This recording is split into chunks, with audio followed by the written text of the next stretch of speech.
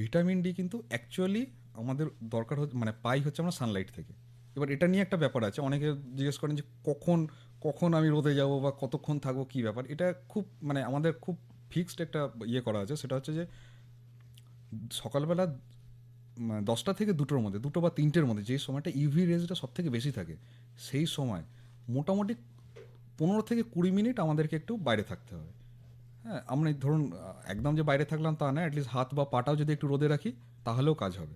আমাদের দেহেতে specially Indian পপুলেশনে কিন্তু melanin পিগমেন্টটা বেশি, যার ফলে কিন্তু ভিটামিন ডিটা একটু কম হয়। আমরা যদি মানে সবার ভিটামিন ডি অ্যানালিসিস করি, দেখো বহু ক্ষেত্রে কিন্তু ভিটামিন ডিটা একটু কম থাকে, যেটা আবার ওয়েস্টার্ন পপুলেশনে একটুখানি অন্যরকম। ওয়েস্টার্ন পপুলেশনে কিন্তু ওদের মানে মেলানিন পিগমেন্টটা মানে অতটা নেই বলে ভিটামিন ডিটা ভালো ঠিকঠাক থাকে। আমাদের সেক্ষেত্রে কিন্তু একটু ডেফিসিয়েন্ট থাকে। আর ভিটামিন ডি জেনারেলি খাবার থেকে খুব একটা হয় না, তাও ডিম খাওয়া বা কিছু কিছু ক্ষেত্রে মাশরুম থেকেও ভিটামিন ডি কিন্তু পাওয়া যায়, মাছ থেকে পাওয়া যায়। হ্যাঁ, তো এইগুলো থেকে ক্যালসিয়াম এবং ভিটামিন ডি